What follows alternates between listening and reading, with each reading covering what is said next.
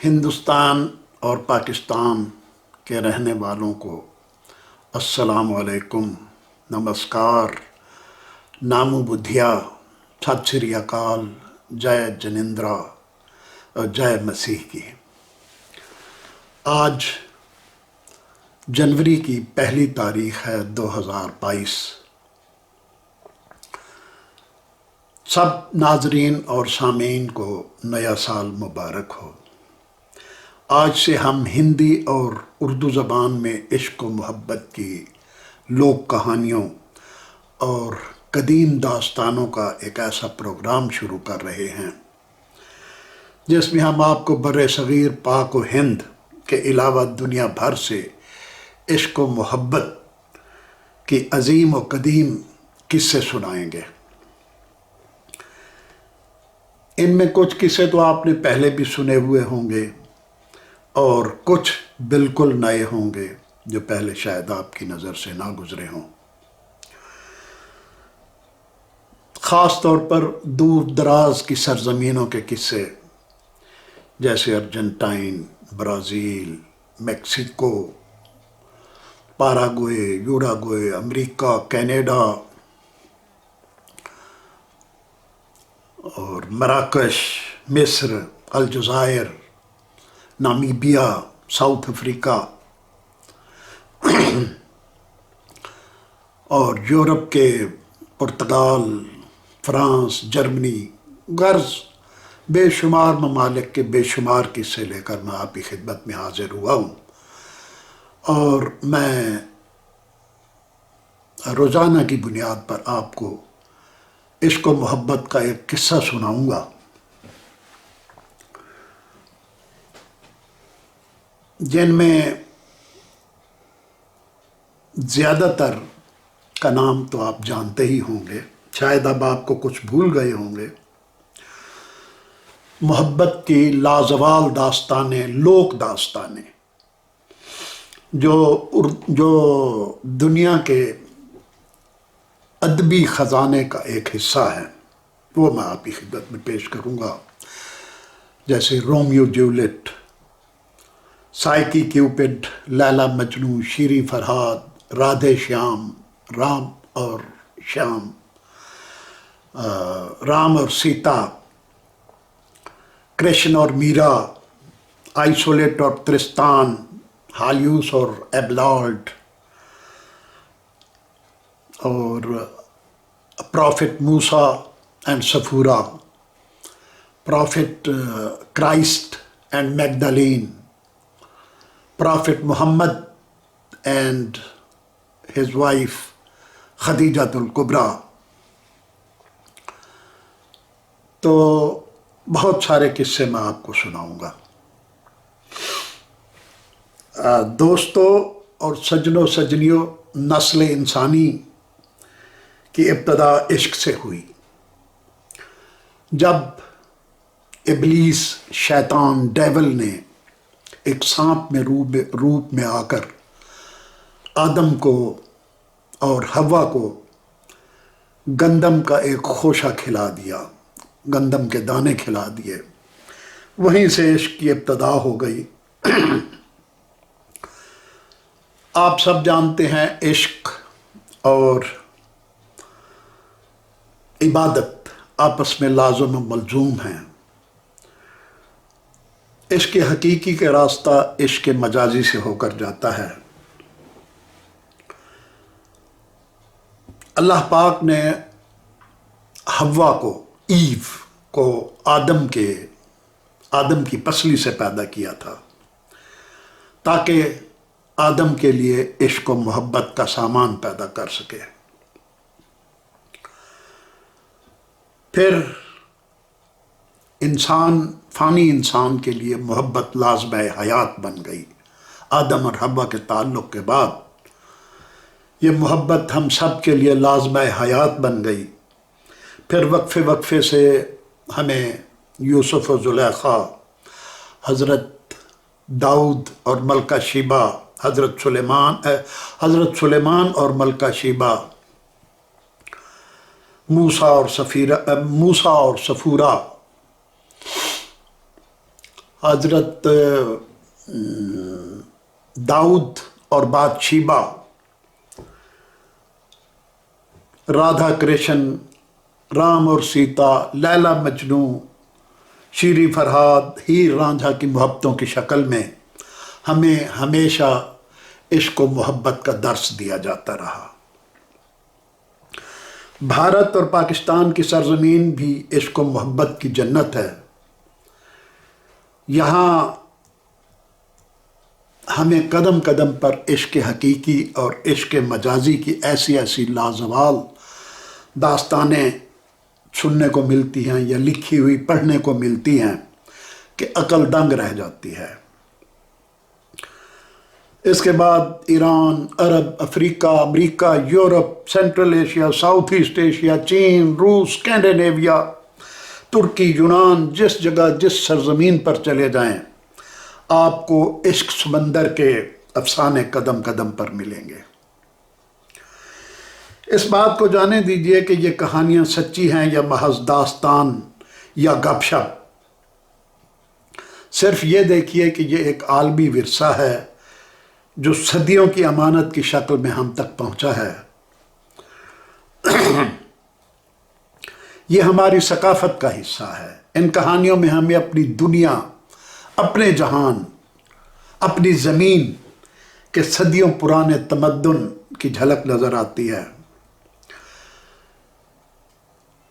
صرف اتنا اس بات پر غور ضرور فرمائیے کہ یہ لوک داستانیں جن کو ہم فوک ٹیلز کہتے ہیں، کس کس ملک سے نسل در نسل چلتی ہوئی ہم تک پہنچی ہیں۔ ہزاروں سالوں سے یہ کہانیاں اس دنیا میں سنائی جا رہی ہیں، پڑھی جا رہی ہیں،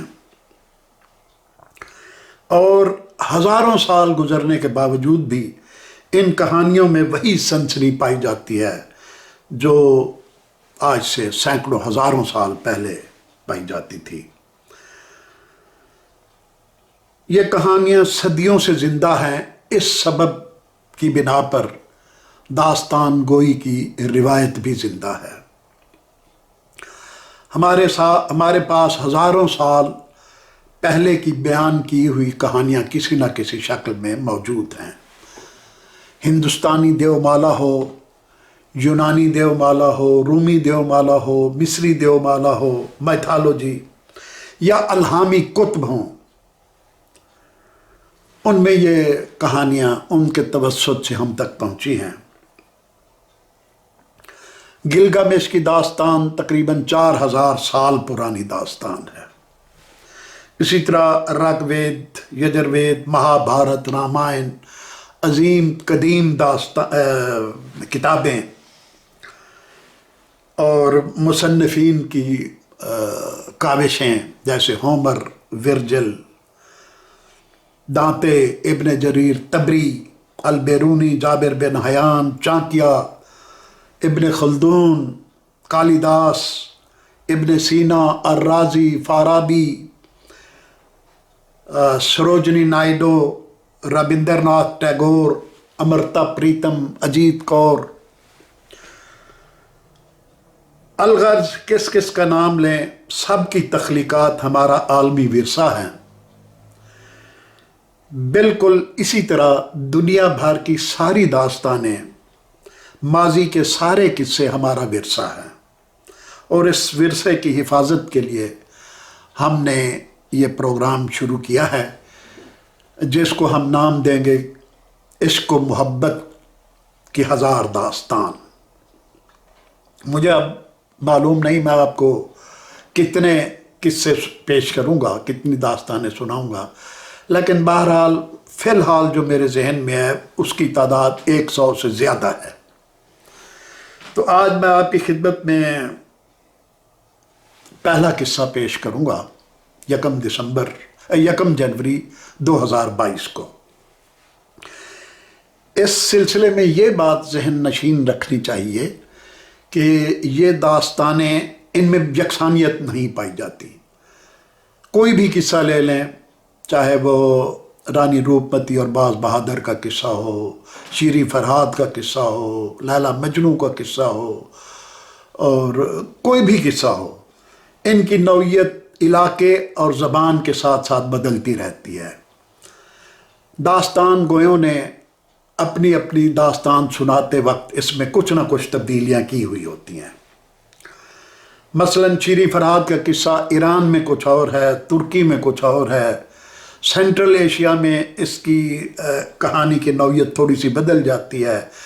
इवन भारत और पाकिस्तान में भी इस किस्से की नौइयत में थोड़ा सा फ़र्क पाया जाता है। हालांकि हमने इस पर फिल्में भी बनाई हैं, कहानियाँ तहरीरी तौर पर भी हैं, ज़बानी भी हैं। बहरहाल जो किस्सा मैं आपको सुनाऊं और वो आपके सुने हुए, पहले से सुने हुए किस्से से ज़रा मुख्तलिफ हो तो उस पर आप परेशान ना हों या मुझे बुरा भला ना कहें, क्योंकि बहरहाल जैसा मैंने अर्ज़ किया है कि फासलों से कहानियों में थोड़ी बहुत तब्दीलियाँ वाक़ई हो जाती हैं। आज चूँकि तमहीद यानी प्रोग्राम का इंट्रोडक्शन काफ़ी तवील हो गया है, इसलिए मैं आज आपको मुख्तसर तौर पर हीर रांझे का किस्सा सुनाऊंगा।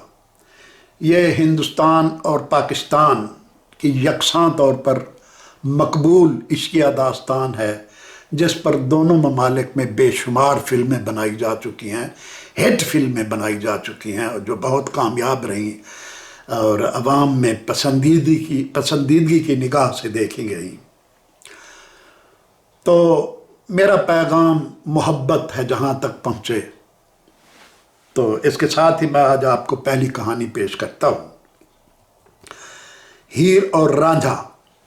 ये कहानी पाकिस्तान के सूबा पंजाब की कहानी है, जो पाकिस्तान और हिंदुस्तान में यकसां मकबूल है और ज़बरदस्त रोमानवी दास्तान है, जो पंजाबी ज़बान के मशहूर शायर पीर वारिस शाह ने 1766 में लिखी, जिनका मज़ार शेखुपुरा से 15 किलोमीटर दूर जंडियाला शेर खां में वाक़ है। ये जगह लाहौर से होगी तकरीबन 50-55 किलोमीटर दूर।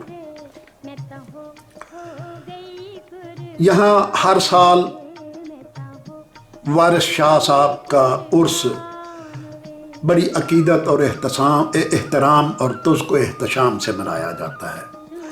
कुछ लोग कहते हैं कि ये दास्तान खुद वारिस शाह और उनकी महबूबा भाग भरी की दास्तान है। उनकी दीवानावार मोहब्बत को वारिस शाह ने अपने कलाम में ढालकर हमें पेश किया। लेकिन कुछ लोग कहते हैं कि ये दास्तान 16वीं सदी में यानी 500 साल पहले लोधी अहद हुकूमत में हीर और रांझा के असल किरदारों की मोहब्बत की कहानी है। हीर सयाल, जिसका नाम असल नाम इज़्ज़त बीबी था, पंजाब के शहर झंग के सयाल कबीले की एक अमीर और कबीर और बहुत मुअज़्ज़ज़ घराने की नहायत खूबसूरत दोशीज़ा थी। इज़्ज़त बीबी हीर जिसको कहते हैं। और रांझा, जिसका असल नाम मुराद बख्श उर्फ दीदू था, ज़िला सरगोदा में दरियाए चनाब के किनारे वाक़ गांव तख्त हज़ारा के एक मुअज़्ज़ज़ जाट ख़ानदान और मुअज़्ज़ज़ ज़िम्मेदार मौजू चौधरी का लाडला बेटा था, जो सारा दिन खेतों और बागों में बांसुरी यानी वंजली बजाते हुए घूमता रहता, जिसकी वजह से उसके तीनों बड़े भाई और भाभियाँ उससे बहुत हसद करती थीं। ये तख्त हज़ारा जो है ये ज़िला सरगोदा में दरियाए चनाब के परले किनारे पर वाक़ है, मगरबी किनारे पर, और झंग जो है वो दरियाए चनाब के मशरकी किनारे पर तख्त हज़ारे से तकरीबन 200 किलोमीटर दूर वाक़ है।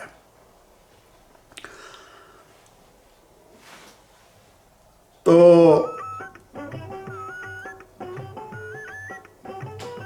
जब मौजू चौधरी का इंतकाल हुआ तो भाइयों और भाभियों ने रांझे को तंग करना शुरू कर दिया, उसका हुक्का पानी बंद कर दिया اس کو بات بات پہ تانے دینے لگے کہ تم نکمے ہو اور کوئی کام نہیں کرتے، کھیتوں میں نہیں جاتے، بھینسیں نہیں چراتے۔ بہرحال ان کی باتوں سے تنگ آ کر رانجھا جو ہے وہ گھر چھوڑ کر چل پڑا، اور چلتے چلتے وہ تخت ہزارے سے جنگا پہنچ گیا، یعنی 200 کلومیٹر دور۔ کبھی کہیں آرام کر لیتا، کبھی چل پڑتا۔ بہرحال جب وہ جھنگ کے نواح میں ایک گاؤں میں پہنچا تو وہاں اس نے ایک باغ دیکھا پھلوں کا، جس میں باغ میں ایک درخت کے نیچے ایک خوبصورت رنگین پایوں والی چارپائی پڑی تھی، اور اس پر بستر بچھا ہوا تھا۔ تھکا ہوا وہ بے پناہ تھا، وہ اس بستر پر لیٹا اور سو گیا۔ وہ چارپائی ہیر کی تھی، اور وہ باغ بھی ہیر کے باپ موجو چودھری کا تھا۔ کچھ دیر بعد ہیر اپنی سہیلیوں کے ساتھ ہنستی کھیلتی کودتی جب اپنے باغ میں آئی تو اس نے ایک مشٹنڈے کو اپنی چارپائی پر لیٹا ہوا دیکھا تو وہ سیخ پا ہو گئی۔ اس نے رانجھے سے خوب جھگڑا کیا، اور اس دوران بعض پرس پر رانجھے نے اس کو بتایا کہ وہ بہت دور سے آیا ہے، بہت تھکا ہوا تھا، سو گیا ہے، اور یہاں اس کا کوئی ٹھکانہ ٹھور نہیں ہے، اور اسے نوکری کی تلاش ہے۔ ہیر نے اپنے باپ چوچک سے سفارش کر کے رانجھے کو بھینسیں چرانے کی نوکری دلوا دی۔ رانجھا بھینسیں چراتے ہوئے ہر وقت بانسری یا ونجلی بجاتا رہتا، اس پر گیت سناتا رہتا۔ ہیر اس بانسری کی لے سے دیوانی ہو کر رانجھے کے عشق میں اپنا تن من سب کچھ ہار بیٹھی۔ دونوں میں پیار اور خفیہ ملاقاتیں ہونے لگیں، اور ایک دن ان کی پیار بھری ملاقاتوں کو ہیر کے چچا قیدو نے، جو اس کہانی کا ویلن ہے اور جو پیدائشی طور پر لنگڑا تھا، اس نے ان کی اٹکھیلیاں دیکھی ہیر اور رانجھے کی، اور وہ ان کی تاڑ میں لگ گیا، اور اس نے کئی واقعات جب گزر گئے اس نے دیکھا کہ یہ عشق و محبت کے متوالے آپس میں ہر وقت کھیلتے رہتے ہیں اور رنگ رلیاں مناتے ہیں، اور تو اس نے ہیر کے باپ چوچک سے اس کی شکایت کر دی، اور پورے گاؤں میں ہیر کو بدنام کر دیا۔ بات چلتے چلتے گاؤں کے پردھان یعنی مولوی صاحب تک پہنچی، تو مولوی صاحب نے چوچک سے کہا کہ ہیر کی فوری طور پر شادی کر دی جائے۔ لہٰذا مولوی صاحب کے اصرار پر اور گاؤں والوں کے اصرار پر بدنامی سے بچنے کے لیے ہیر کی شادی سیدہ کھیڑے سے کر دی گئی۔ رانجھے کا دل ٹوٹ گیا، اور وہ ہیر کی شادی کے بعد وہاں سے چلا گیا، گاؤں چھوڑ کر، جھنگ چھوڑ کر، اور گھومتے پھرتے چلتے پھرتے وہ یعنی تقریباً وہ فقیر بن گیا، درویش، اس نے درویشی اختیار کر لی۔ نگر نگر گھومتے ہوئے، دیس بدیس گھومتے ہوئے وہ ایک گاؤں ٹیلا جوگیاں پہنچا، ٹیلا جوگیاں، جہاں اس کی ملاقات ایک ہندو جوگی گورکھ ناتھ سے ہوئی۔ رانجھا اس کا مرید بن گیا، اور خود بھی اس جوگی کی طرح جوگی بن گیا۔ اس نے اپنے کان پھڑوا لیے اور کانوں میں بالیاں پہن لیں، جوگیوں والا لباس پہن لیا، اور بھیک مانگتے مانگتے در بدر بھٹکتے بھٹکاتے ایک دن آخر کار وہ ہیر کے سسرالی گھر جا پہنچا۔ اس نے بھیک کے لیے آواز دی تو ہیر اس کو ایک کٹورے میں آٹا دینے کے لیے باہر نکلی، تو رانجھے کو دیکھ کر اس کا دل دھک سے رہ گیا، اور رانجھے کی یہ کیفیت دیکھ کر اسے شدید صدمہ پہنچا، شرمندہ بھی ہوئی، اور احیائے محبت کے لیے کہ ان دونوں نے فیصلہ کیا کہ ہم اپنی محبت کو پھر سے زندہ کریں، ہیر اپنے گھر سے بھاگ کر اپنے خامن کو چھوڑ کر رانجھے کے ساتھ رانجھے کے گھر تخت ہزارے آ گئی۔ رانجھے کے والدین نے جب دیکھا کہ دونوں محبت کرنے والے دیوانے ہیں تو انہوں نے ان کی شادی کا فیصلہ کیا۔ ہیر کے گھر آ گئے، تخت ہزارے نہیں، جھنگ آ گئے ہیر کے گھر۔ ہیر کے والدین نے جب دیکھا کہ دونوں اتنا پیار کرتے ہیں تو انہوں نے فیصلہ کیا کہ دونوں کی شادی کر دی جائے۔ رانجھے کو انہوں نے کہا جاؤ تم اپنے گھر سے اپنے بھائیوں کو اور بارات لے کر آؤ اور آ کے ہیر کو بیاہ کر لے جاؤ۔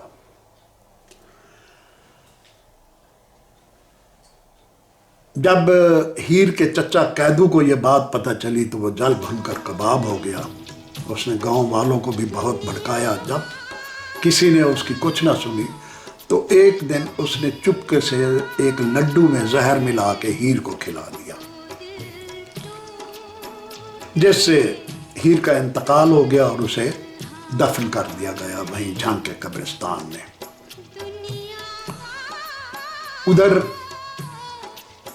رانجھا اپنے بھائیوں اور بارات لے کر جب وہاں پہنچا اس کے گھر گاؤں جھنگ میں، تو اسے پتہ چلا کہ وہ تو انتقال کر چکی ہے اور اس کو دفنا دیا گیا ہے کافی دن پہلے۔ تو وہ ظاہر ہے بہت اداس ہوا اور بہت پریشان بھی ہوا، اور اس نے کہا کہ مجھے ہیر کی قبر دکھائی جائے۔ تو وہ اسے قبرستان لے گئے۔ جب رانجھا وہاں کھڑا ہوا قبرستان میں ہیر کی قبر کے پاس تو وہ قبر اچانک پھٹ گئی، تو ہیر کی لاش اندر پڑی تھی۔ ہیر کی لاش دیکھ کر رانجھے کا جگر پھٹ گیا، یعنی دل پھٹ گیا، اور وہ وہیں بے ہوش ہو کر گرا اور مر گیا، اور وہ قبر کے اندر جا گرا۔ اس کے بعد قبر کو دوبارہ بھر دیا گیا اور قبر پھر یکجا ہو گئی۔ رانجھا بھی ہیر کے ساتھ مدفون ہو گیا۔ اس وقت ان دونوں کی عمر 32 اور 36 سال تھی۔ ہیر 32 سال کی تھی، رانجھا 36 سال کا تھا۔ جھنگ شہر میں مائی ہیر کا مزار یعنی شرائن آف مائی ہیر بہت مشہور جگہ ہے، اور یہ جھنگ صدر یعنی سینٹر آف دی سٹی سے تقریباً 2 کلومیٹر دور جھنگ فیصل آباد جانے والی سڑک کے کنارے پر نواز شریف سٹیڈیم، جسے اب مائی ہیر سٹیڈیم کہتے ہیں، تو اس سٹیڈیم کے بالکل کونے پر یہ قبرستان ہے، اور مائی ہیر کا مزار بھی اسی قبرستان کے بالکل پاس ہے۔ مزار کا گنبد اوپر سے کھلا ہوا ہے۔ یہاں سالانہ عرس اور میلے کی تقریبات زور شور سے ہوتی ہیں، اور جن نوجوانوں کی، لڑکوں کی یا لڑکیوں کی شادیاں نہ ہوں تو وہ اپنی منتیں مرادیں ماننے کے لیے اور چادر چڑھانے کے لیے ہیر اور رانجھے کے مزار پر آتی ہیں۔ بالخصوص کماری لڑکیاں جن کی شادی نہ ہو، وہ یا عاشق معشوق جن کی راہ میں دنیا روڑے اٹکا رہی ہو، وہ اس مزار پر آ کر دعائیں مانگتے ہیں اور منتیں مرادیں مانگتے ہیں۔ تو آپ کا کبھی جھنگ شہر جانا ہو تو یہ جھنگ کے وسط شہر سے تقریباً 2 کلومیٹر دور پر یہ ایک مزار ہے۔ مزار کوئی بہت زیادہ شاندار نہیں ہے، یہ آپ تصویروں میں دیکھ بھی رہے ہوں گے۔ تو بہرحال اب وہاں خاصی رونق ہے۔ آج سے تقریباً 40 سال پہلے میں ایک بار وہاں گیا تھا، تو وہاں صرف ایک قبر تھی، بعد میں لوگوں نے وہاں اس کا مزار بنا دیا، اور اب تو وہاں میں نے دیکھا ہے کہ بہت بازار بن چکا ہے، اور خاصی رونق ہوتی ہے، اور میلے کے سماں پر تو وہاں بہت زیادہ رش ہوتا ہے۔ تو یہ آج کی کہانی تھی، امید ہے آپ کو یہ کہانی پسند آئے گی۔ کل کسی دوسرے عاشق کی کہانی لے کر میں آپ کی خدمت میں حاضر ہوں گا۔